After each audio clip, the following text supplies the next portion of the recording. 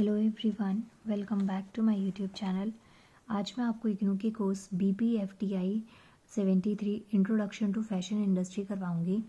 ये इसका first part नहीं है, इससे पहले भी मैं इस सब्जेक्ट की वीडियोस रिकॉर्ड कर चुकी हूँ।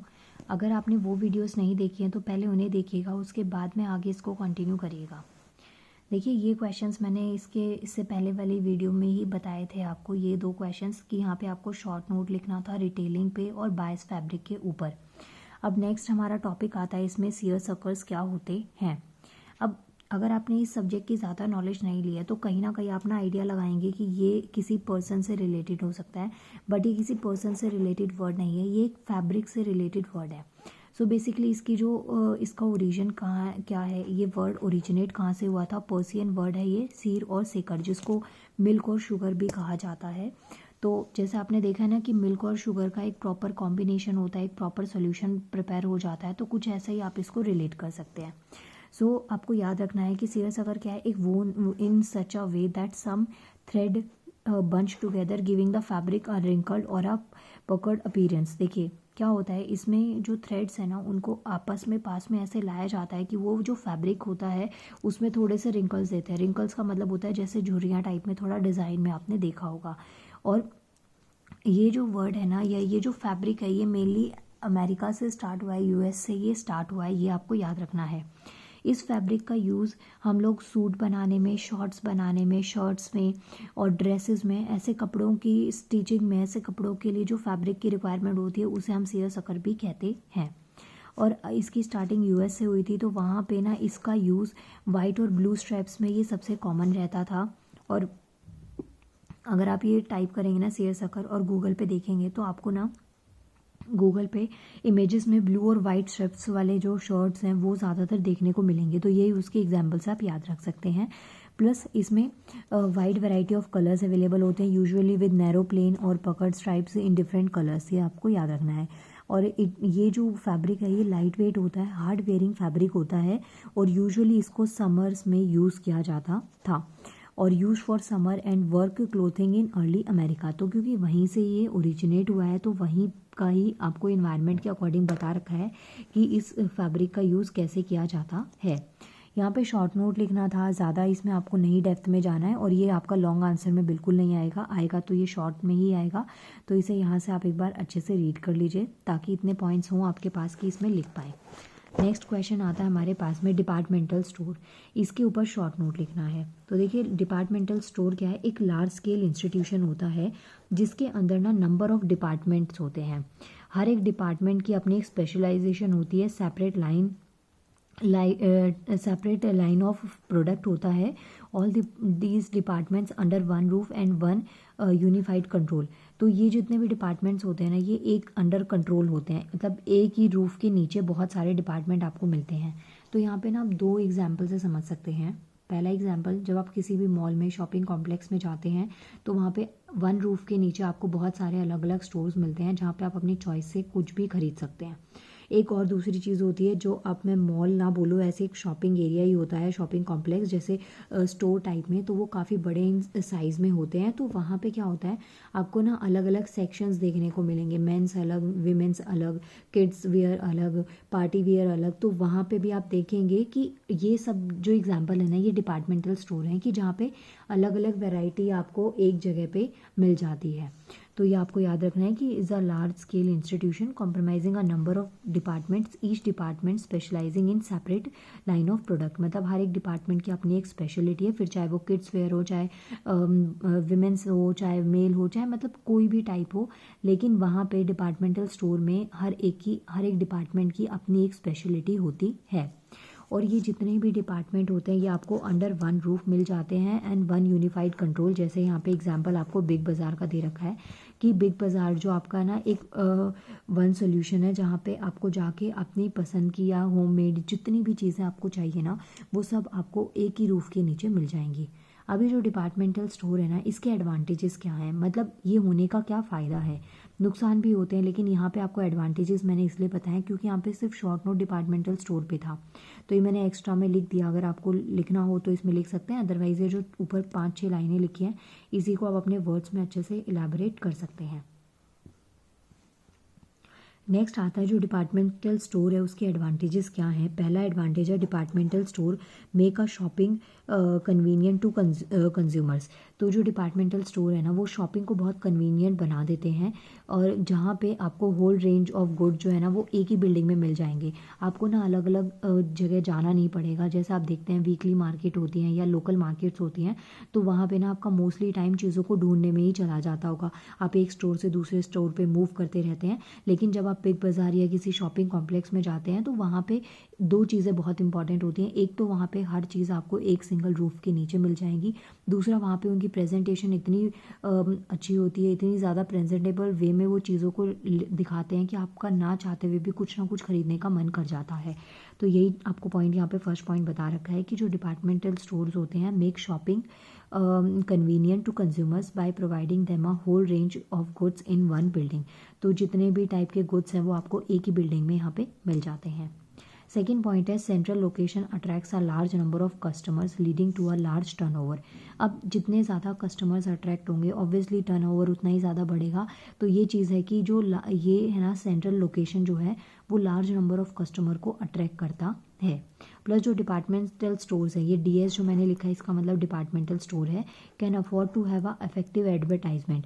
प्लस आप देखेंगे कि जो डिपार्टमेंटल स्टोर्स होते हैं वो अपनी टाइम टू टाइम एक इफेक्टिव एडवर्टाइजमेंट करवाते हैं, ऐड करवाते हैं, प्रमोशन करवाते हैं, चाहे वो प्रेस के थ्रू करवाएं, न्यूज़पेपर, मैगजीन्स, रेडियो, टीवी, किसी ना किसी वे में देखा होगा। आप यूजुअली जब टीवी देखते हैं तो आप देखेंगे जब उसमें एडवर्टाइजमेंट आती है तो बड़े सारे ब्रांड्स उसमें होते हैं। विंटर्स चल रही हैं तो उस अकॉर्डिंग ब्रांड्स आपको देखने को मिलेंगे, समर्स के अकॉर्डिंग वहाँ पे ब्रांड आपको देखने को मिलेंगे। तो ये जो ब्रांड है ना ये अपना क्या करते हैं, प्रमोशन करते हैं।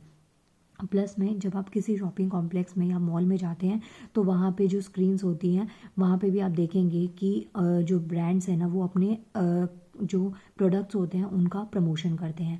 इसके अलावा किसी थिएटर में आप जाते हैं मूवी देखने के लिए तो भी आप देखेंगे कि वहाँ पे भी जो ब्रांड्स हैं ना वो अपना क्या करवा रहे होते हैं, प्रमोशन करवा रहे होते हैं एडवर्टाइजमेंट के टाइम पे। तो ये सब चीज़ें क्या है, इससे ना डिपार्टमेंटल स्टोर जो होते हैं ना वो इफेक्टिव एडवर्टाइजमेंट अफोर्ड कर सकते हैं। क्यों? क्योंकि उनके पास नंबर ऑफ कस्टमर ज़्यादा होते हैं, जहाँ पे वो कम मार्जिन में भी एक अच्छा जो बजट है वो सेट कर देते हैं। प्लस कम मार्जिन में भी वो उनकी कॉस्ट कम हो ज़्यादा होती है, मतलब उनका टर्नओवर होता है ना वो काफ़ी अच्छा होता है, कम मार्जिन में ज़्यादा प्रॉफिट वो लोग अर्न कर पाते हैं। तो ये आपको याद रखना है। प्लस ब्रांड जो होते हैं वो अपनी जब इफेक्टिव एडवर्टाइजमेंट करवाते हैं तो उसकी वजह से जो कस्टमर्स हैं ना वो ज़्यादा से ज़्यादा अट्रैक्ट होते हैं। ये पॉइंट आपको याद रखना है। तो ये कुछ पॉइंट्स हैं जो डिपार्टमेंटल स्टोर में आप इंक्लूड कर सकते हैं। अब नेक्स्ट देखिए क्वेश्चन नंबर 5 क्या कहता है, discuss the ethical issues in fashion business, explain 5 ethical issues in detail. ये जो है ना आपको 5 एथिकल इश्यूज आपको डिटेल में बताने हैं। मैंने 5 ही लिखे हैं और आप चाहेंगे ना तो आप इससे रिलेट करके ना और भी इश्यूज लिख सकते हैं। जब मैं आपको ये 5 समझा दूंगी आपको आइडिया लग जाएगा कि इस क्वेश्चन में आपसे क्या पूछा गया है या किस तरीके के पॉइंट्स को यूज़ करके आपको यहाँ पे आंसर लिखना है। अब यहाँ पे देखिए, discuss the ethical issues in fashion business. आपको एथिकल इश्यूज बताने हैं फैशन बिजनेस में। तो सबसे पहले आता है हमारा child labour. Child labour brand का मतलब चाइल्ड लेबर का मतलब क्या है कि जो छोटे छोटे बच्चे होते हैं जब उनकी खेलने की, जब उनकी पढ़ने की एज होती है उस टाइम पे वो labour as a labour work कर रहे हैं, काम कर रहे हैं, क्योंकि वो उनकी मजबूरी है। यहाँ पे 2 वजह हो सकती है चाइल्ड लेबर की। पहली चीज़ कि अवेयरनेस नहीं है उनके पेरेंट्स के अंदर कि पढ़ाई कितनी इंपॉर्टेंट है, उनका बचपन कितना ज़रूरी है। और दूसरी चीज़ हो सकती है पॉवर्टी, उनकी ज़रूरत है, इस वजह से वो अपने बच्चों को भी उसी काम में लगा रहे हैं। आप देखेंगे 90% आप ऐसे केसेस देखेंगे जहाँ पे एक पुअर फैमिली है तो उनके जो बच्चे हैं वो भी उनके साथ वही काम करते हैं जो वो काम करें, चाहे फिर वो रैक पिकर हो, चाहे कहीं पे बैंगल्स बनती है वहाँ आप देखेंगे, जो लाख का काम होता है वहाँ आप देखेंगे, या फिर कहीं भी किसी भी सेक्टर में जहाँ पे आप देखेंगे कि जो पेरेंट्स अपने बच्चों को साथ ही लेकर जाते हैं, स्पेशली लेबर वर्क में आप देखेंगे तो वहाँ पे क्या होता है, कहीं कंस्ट्रक्शन का काम चल रहा है तो वहाँ जो पेरेंट्स है वो अपने बच्चों को अपने साथ ही रखते हैं और वो जो बच्चा है ना वो वही चीज़ें देख के बड़ा हो रहा होता है। तो जब पेरेंट्स बोलते हैं कि उसे ये काम करना है तो उस बच्चे के लिए भी कोई नई बात नहीं होती, क्योंकि उस बच्चे ने स्टार्टिंग से वही सेम चीज़ें देखी होती हैं और फिर वो चीज़ करने से कतराता नहीं है, क्योंकि अवेयरनेस उसे भी बिल्कुल नहीं है, उसने भी और चीज़ें नहीं देखी और ना उनके पेरेंट्स, क्योंकि उनको उस चीज़ से बाहर निकलने का टाइम ही नहीं मिला। लेकिन बहुत सारे केसेस में बच्चे पढ़ते भी हैं, लेकिन यहाँ पे बात करी गई है चाइल्ड लेबर की। तो ये क्यों होता है? पहली वजह तो मैंने आपको बता दी कि अवेयरनेस नहीं है। दूसरी चीज़ पॉवर्टी हो सकती है, गरीबी है। और इसके साथ साथ में जो ब्रांड होते हैं या जो कंपनीज़ हैं या जो सेक्टर्स हैं वो चाइल्ड लेबर को ही क्यों हायर करते हैं, बड़ों से क्यों काम नहीं करवा सकते जबकि बड़ों की एफिशिएंसी ज़्यादा होती है? तो उसके पीछे भी बहुत सारी वजह है। पहली चीज़, जो चाइल्ड लेबर है ना वो चीप होता है। चीप का मतलब आपको कम अमाउंट में ना बच्चे ज़्यादा काम करके दे देंगे, क्योंकि बच्चों को इतनी समझ नहीं होती है। उन्हें कुछ कुछ चीज़ों का लालच होता है, आप वो देके उनसे बहुत ज़्यादा काम करवा सकते हैं। प्लस जो बच्चे होते हैं वो ज़्यादा सवाल जवाब नहीं करते, वो उस काम को करने लग जाते हैं जिस काम में उनको घुसा दिया जाता है। एंड सेकेंड थिंग, जैसे आप देखेंगे जहाँ पे पटाखे की फैक्ट्री होती है और ऐसा जो काम होता है जहाँ पे ये टॉक्सिक चीज़ें होती हैं, तो बच्चों के छोटे छोटे हाथ होते हैं, उनकी फिंगर्स बहुत छोटी होती हैं, तो वो इन चीज़ों के प्रोडक्शन में काफ़ी ज़्यादा बेनिफिशियल प्रूफ हो जाती हैं। प्लस ज़्यादा चीज़ की ये डिमांड भी नहीं करेंगे, इनको वेजेस की भी इतनी नॉलेज नहीं होती, तो जितने में इनको स्टार्टिंग में काम करवाया जाता है, इनकी बेसिक नीड पूरी हो जाती है, उतने में ही वो खुश हो जाते हैं। तो चाइल्ड लेबर की बहुत सारी वजह आप यहाँ पे लिख सकते हैं। तो आप देखिए, चाइल्ड लेबर में ब्रांड जो है ना वो यूजुअली हायर करते हैं चीप लेबर। इतनी मतलब उन्हें सस्ते से सस्ती लेबर करे पड़े जिससे कि उनकी अर्निंग ज़्यादा से ज़्यादा हो या प्रॉफिट वो ज़्यादा से ज़्यादा जनरेट कर पाएँ। तो इस वजह से चाइल्ड लेबर जो है ना ये काफ़ी हद तक बढ़ा हुआ आपको देखने को मिलता है। अब इसके पीछे के रीजंस आपको दे रखे हैं, जैसे पॉवर्टी हो गया, अनअवेयरनेस हो गया। अब these children work under bad working condition. अब ये नहीं है कि सिर्फ ये काम कर रहे हैं, लेकिन जहाँ ये काम कर रहे होते हैं वहाँ पे जो इन्वायरमेंट है वो बहुत ही ख़राब होता है, वो बहुत अनहेल्दी होता है, इनकी हेल्थ के लिए भी बहुत ही हार्मफुल होता है। आप देखेंगे कि उन बच्चों की ज़्यादा लाइफ भी नहीं रहती, क्योंकि पोल्यूशन का लेवल उनके लंग्स में बहुत ज़्यादा बढ़ जाता है। प्लस हाइजीन लेवल पे कुछ होता नहीं है। हेल्थ की बात करें तो हेल्दी डाइट उनको नहीं मिलती है, सिर्फ इतना खाना उन्हें दिया जाता है जितना, या वो इतना ही अर्न कर पाते हैं जिससे कि सिर्फ वो अपना पेट भर सके। तो इस वजह से आप देखेंगे कि ये जो बच्चे होते हैं बहुत ही बैड वर्किंग कंडीशन में काम करते हैं। और प्लस इन्हें अपने फंडामेंटल राइट्स का भी नहीं आइडिया होता, तो वो चीज़ भी कहीं ना कहीं इनका जो डिस्क्रिमिनेशन आपको देखने को मिलेगा, जो इनके राइट्स हैं उनका अबॉलिशन होते हुए आपको देखने को मिलेगा कि इनको पढ़ना चाहिए, इनको एजुकेट होना चाहिए, इनको खेलने कूदने की एज में काम करवाया जा रहा है। तो ये इनके जो फंडामेंटल राइट्स हैं उनका क्या हो रहा है, वायलेशन हो रहा है। तो ये फर्स्ट पॉइंट आप यहाँ पे लिखेंगे चाइल्ड लेबर में। सेकेंड आता है हमारे पास इन्वायरमेंटल कंसर्न।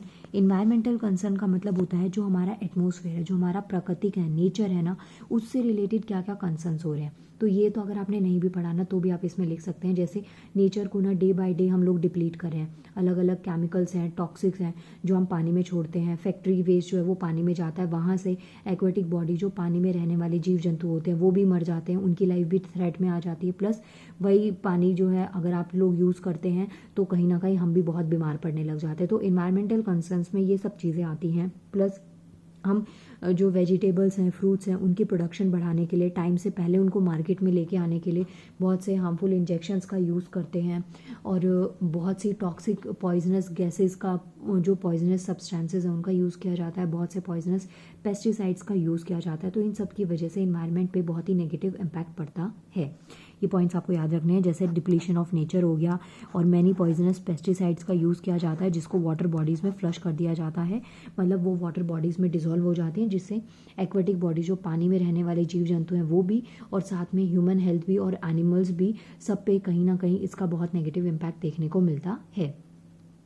नेक्स्ट 4 पॉइंट आता है आपका एनिमल क्रूएलिटी। एनिमल, इसमें क्या होता है कि जो एनिमल्स है ना उनको हम टॉर्चर कर रहे हैं अलग अलग काम से। आप देखेंगे कि जो बुल है, कैमल है, या फिर बाकी जो हॉर्स है, ऐसे जो ये हमारे एनिमल्स होते हैं, इनके ऊपर हम ज़रूरत से ज़्यादा जो वज़न है वो डाल के और फिर चलते हैं, तो कहीं ना कहीं उनको हम टॉर्चर कर रहे हैं। दूसरी चीज़, इनकी जो स्किन होती है, एनिमल स्किन जो है, उनके फर जो है, वेदर्स जो फेदर्स जो हैं, सॉरी, तो वो सब का भी यूज़ हम कर रहे हैं, तो उसकी वजह से हम इनको मारते हैं, आपको पता है। प्लस नॉन वेज इतना बढ़ता रहा है जिसकी वजह से एनिमल्स को की हंटिंग बहुत ज़्यादा बढ़ गई है। तो ये सब पॉइंट्स आपको यहाँ पे याद रखने हैं कि एनिमल क्रूरल्टी में ये सब पॉइंट्स आ सकते हैं। प्लस जो एनिमल स्किन है उसका यूज़ किया जाता है फैंसी बेल्ट्स बनाने में, वॉलेट्स में, बैग्स बनाने में। इसके साथ साथ में एक्वेटिक एनिमल्स जो हैं उन पे भी हार्म पहुंचता है। जो मैंने आपको इन्वायरमेंटल कंसर्न बताया उससे आप यहाँ पे रिलेट कर सकते हैं कि एनिमल क्रूरल्टी कैसे बढ़ रही है। एक्वेटिक एनिमल्स जो हैं, टॉक्सिक नेचर जो है रेजिड्यूज़ का, जो पानी में जा रहा है वहीं पे वो सांस ले रहे हैं, वहीं पे वो जी रहे हैं, तो उनको काफ़ी ज़्यादा प्रॉब्लम्स को फेस करनी पड़ती हैं। नेक्स्ट कुछ हमारे पास हेल्थ और सेफ्टी रिस्क आते हैं, जैसे टॉक्सिक पेस्टिसाइड्स हो गए हैं, पॉइजनस डाइज हो गई हैं, केमिकल्स हैं, कुछ हेल्थ इश्यूज आपको देखने को मिलते हैं। मतलब इसमें जो हेल्थ और सेफ्टी रिस्क है ना वो बहुत ज़्यादा बढ़ा हुआ है। आप पेस्टिसाइड जो टॉक्सिक है, पॉइजनस डाइज है, उनका यूज़ करेंगे तो कहीं ना कहीं आपकी हेल्थ पे भी इश्यूज आएंगे। केमिकल्स हैं, हम वो बहुत ज़्यादा यूज़ कर रहे हैं। कुछ हेल्थ इश्यूज आपको क्या क्या देखने को मिलेंगे, जैसे कि हेडेक हो जाना, वॉमिट हो जाना, जो फूड पॉइजनिंग है, ऐसी जो ये कॉमन डिजीज़ है जो आपको देखने को मिलेंगी। मेमोरी में प्रॉब्लम है कि आपको चीज़ें याद नहीं रहती। ब्रीदिंग हो गया, ब्रीदिंग प्रॉब्लम्स हो सकती हैं, और कई बार ये प्रॉब्लम्स इतनी ज़्यादा या हेल्थ इश्यूज इतने ज़्यादा बढ़ जाते हैं कि डेथ की सिचुएशन भी आ जाती है। प्लस में बॉडी शेमिंग भी जो है ना, ये फैशन बिजनेस की वजह से बहुत ज़्यादा ट्रेंड में है। इसके पीछे की वजह क्या है, जैसे आप लोग मॉडल्स देखते हैं, एक्ट्रेसेस देखते हैं, तो उनकी फिजिक जो है, उनका जो फिगर है, हमें लगता है कि वही जो है ना वही ऑनेस्टी है। तो कुछ लोग इस चीज़ को लेके काफ़ी डिप्रेशन में चले जाते हैं, बहुत ही नेगेटिव अपने आप को सोचने लग जाते हैं। जो बहुत ही फैटी बॉडी होती हैं या कॉम्प्लेक्शन भी आप देखेंगे, जो गोरे लोग होते हैं उनको ज़्यादा इंपॉर्टेंस दी जाती है। तो ये सब चीज़ें जो है ना बॉडी शेमिंग में आप यहाँ पे लिख सकते हैं कि इससे भी जो लाइफ है उस पर थ्रेट बढ़ रहा है, कि लोगों की ना एक माइंड सेट हो गया, लोगों की एक सोच बनती हुई जा रही है, जिससे जिन लोगों की बॉडी उस टाइप की नहीं है तो वो बहुत ही नेगेटिव चीज़ें अपने लिए सोचने लग जाते हैं। तो ये पॉइंट्स आप अपने आंसर में इंक्लूड कर सकते हैं। एथिकल इश्यूज जो फैशन बिजनेस में क्या क्या हो सकते हैं, 5 उनमें से एक्सप्लेन करने थे, मैंने 5 एक्सप्लेन कर दिए। आप 2-4 अपनी तरफ से भी यहाँ पे ऐड कर सकते हैं। जैसे पहला हो गया आपका चाइल्ड लेबर, दूसरा इन्वायरमेंटल कंसर्न हो गया, सेकेंड हो गया एनिमल क्रूरलिटी, फिर हेल्थ और सेफ्टी रिस्क, और last one is body shaming. इसके बाद में नेक्स्ट क्वेश्चन पे बढ़ते हैं। ये देखिए, ये रहा हमारा next question. What do you mean by merchandise management, describe any 2 task with examples. आपको बताना है कि जो मर्चेंडाइज मैनेजमेंट है ना, ये क्या होता है। सो मर्चेंडाइजिंग क्या है, एक सीक्वेंस है वेरियस एक्टिविटीज़ का जो परफॉर्म करी जाती है बाय द रिटेलर। जैसे कि प्लानिंग क्या है, क्या खरीदना चाहिए, कस्टमर कैसे आ रहे हैं, सेलिंग प्रोडक्ट्स क्या हो सकते हैं कस्टमर के यूज़ के अकॉर्डिंग। तो जिस चीज़ की मार्केट में वैल्यू ज़्यादा होती है ना, उस अकॉर्डिंग ही चीज़ें रिटेलर को लेनी पड़ती हैं। जैसे फॉर एग्जाम्पल विंटर्स का टाइम है, तो आप देखेंगे किसी भी स्टोर पे, शॉप पे ना AC आपको देखने को नहीं मिलेगा। ऐसा नहीं है कि आप अभी खरीदना चाहेंगे तो AC आपको नहीं मिलेगा, ज़रूर मिलेगा, लेकिन जिस अकॉर्डिंग उसकी एडवर्टाइजमेंट समर्स के टाइम पे होती है वो आपको यहाँ पे अब विंटर्स में वो देखने को नहीं मिलेगी। तो सीज़न वाइज जिसकी ज़रूरत होती है वो चीज़ें हम मार्केट में देखते हैं। जैसे कैंडल है, दियाज है, उनका हम रेगुलर बेसिस पे भी यूज़ करते हैं, लेकिन आप देखेंगे दिवाली के टाइम पे ना उनकी ज़रूरत बहुत ज़्यादा बढ़ जाती है, उनकी एडवर्टाइजमेंट बहुत ज़्यादा बढ़ जाती है, क्योंकि पता है वहाँ पे रिटेलर को कि इसकी सेल करने का ये एक्चुअल टाइम है जिस टाइम पे उसको बढ़ाया जा सकता है। तो ये पॉइंट्स आपको याद रखने हैं कि इसमें बहुत सारी एक्टिविटीज़ परफॉर्म करी जाती हैं, जैसे कि प्लानिंग हो गया, कुछ खरीदना हो गया, सेलिंग प्रोडक्ट्स को सेल करना हो गया कस्टमर्स को उनके यूज़ के लिए, प्लस जो कस्टमर की डिमांड है उसको आइडेंटिफाई करना, या प्रोडक्ट्स है उसको फाइंड आउट करना, उनकी डिमांड है जो भी उस अकॉर्डिंग जो प्रोडक्टिविटी है उसको मैक्सिमाइज करना। तो ये सब पॉइंट जो होते हैं ये मर्चेंडाइजिंग में आते हैं। अब इसमें कुछ फैक्टर्स हैं जो इस बात को ना इन्फ्लुएंस करते हैं। जैसे पहला आता है प्लानिंग। तो प्लानिंग क्या है, एक डायनामिक प्रोसेस है। अब कई बार होता है बजट सेट करना पड़ता है, कई बार ऐसा भी होता है कि मार्केट को देखते हुए चीज़ों को परचेज़ करना पड़ता है। ज़रूरी नहीं है रिटेलर को हर बार प्रॉफिट हो, कई बार उन्हें लॉस में भी चीज़ें देखने को मिलती हैं। जैसे आप देखेंगे मार्केट एकदम से डाउन हो जाती है, या फिर विंटर्स का टाइम चला गया तो चीज़ें उनको सेल में निकालनी पड़ती है। तो कई बार होता है कि जितना ना प्रॉफिट हो ना लॉस हो, बिल्कुल रेट टू रेट वो चीज़ सेल हो गई। तो ये सब पॉइंट्स आपको यहाँ पे इंक्लूड करने हैं। सेकेंड पॉइंट आता है बाइंग। बाइंग का मतलब खरीदना हो गया कोई चीज़, तो इसमें प्रोडक्ट को आइडेंटिफाई करना बेस्ट प्राइस के ऊपर, और प्लस में ट्रैक करना प्रोग्रेस ऑफ रिटेल सेल, जो रिटेल जो सेल हो रही है वो कितने सही तरीके से हो रही है, कहाँ पे उसमें लैकनेस आ रही है। तो ये सब पॉइंट्स आप यहाँ पे लिख सकते हैं कि कैसे सेल को इंक्रीज़ किया जाए, कैसे ज़्यादा से ज़्यादा बढ़ाया जाए। फिर नेक्स्ट आते हैं हमारे पास में टाइप्स आते हैं। टाइप्स में देखिए टाइप्स ऑफ मर्चेंडाइजिंग में जैसे प्रोडक्ट हो गया, रिटेल हो गया, डिजिटल हो गया। डिजिटल में आप टेक्नोलॉजी का यूज़ लिख सकते हैं, जैसे आज की डेट में सिंगल क्लिक से दूर है आप, हर चीज़ आपको मिल जाएगी। प्लस विजुअल हो सकता है। विजुअल का मतलब होता है कोई चीज़ देख रहे हैं, कई बार होता है जो कम्युनिकेशन है या चीज़ों की जो मार्केटिंग होती है ना वो सिर्फ पिक्चर्स के थ्रू होती है। आपको कुछ बोलने की या किसी को कुछ सुनने की ज़रूरत नहीं होती, सिर्फ आप देख के उस चीज़ की साइड अट्रैक्ट होकर उसको लेना स्टार्ट कर देते हैं। फिर आता है ओमनी चैनल, जिसके अंदर डिजिटल और फिजिकल दोनों चीज़ों को मर्ज कर दिया जाता है, और ये जो है ना मार्केट की डिमांड को डिटरमाइन करता है। तो ये पॉइंट्स आप अपने इस आंसर में लिखेंगे, what do you mean by merchandising management, और 2 टास्क आपको विद एग्जांपल लिखने थे। ये आंसर बहुत अच्छा है, इजी है, आप ज़्यादा टफ नहीं है ये सब्जेक्ट। अगर थोड़ा भी आपकी बेसिक नॉलेज है, आपका प्रेजेंस ऑफ माइंड अच्छे से काम कर रहा है, तो आप आंसर्स को ईजिली अटेम्प्ट कर पाएंगे। अब इस वीडियो का लास्ट क्वेश्चन है, अभी तो और भी क्वेश्चन है, मैं नेक्स्ट पार्ट जल्दी अपलोड कर दूंगी, लेकिन इस वीडियो का लास्ट क्वेश्चन है कि आपको शॉर्ट नोट लिखना है प्राइसिंग मॉडल पे। तो क्या होता है, तो ये एक प्रोसेस है जो कि डिटरमाइन करता है value that manufacture will receive in the exchange of service and goods. जो मैन्युफैक्चरर्स होते हैं ना, जो उन्होंने अपनी सर्विस दी या गुड्स जो दिए एक रिटेलर को, तो उसके लिए एक वैल्यू को डिटरमाइन करना। अब देखेंगे जो मैन्युफैक्चरर्स होते हैं वो अमाउंट कम में सेल करते हैं, रिटेलर आपको ज़्यादा अमाउंट में सेल करेगा। इसका कॉमन सा एग्जांपल है, अब जो मार्केट होती हैं, बड़ी बड़ी मार्केट होती हैं जहाँ पे होल सेल में सामान को पिक किया जाता है, तो आप जब वहाँ जाएंगे तो आप बल्क में जब चीज़ें खरीदते हैं तो आपको उसका अमाउंट कम पड़ता है, तो आप वहाँ पे होल सेलर से क्या करें, परचेस करें। लेकिन जब आप परचेस करें तो वहाँ पे आप रिटेलर हैं। उसके बाद में आपको जो सामान जितने में पड़ा उसमें कुछ प्रॉफिट आप अपना रखेंगे और उन चीज़ों की एक वैल्यू डिसाइड करेंगे कि ये चीज़ ये पर्टिकुलर इंडिविजुअल को आपको इतने में सेल करनी है। तो उससे जो आप प्रॉफिट जनरेट करते हैं तो वो आप एज अ रिटेलर अपना प्रॉफिट जनरेट करते हैं। ऐसा नहीं है जो होलसेलर है उन्हें कोई प्रॉफिट नहीं हुआ, उन्हें भी हुआ, लेकिन उन्हें अपने लेवल पे हुआ। और जो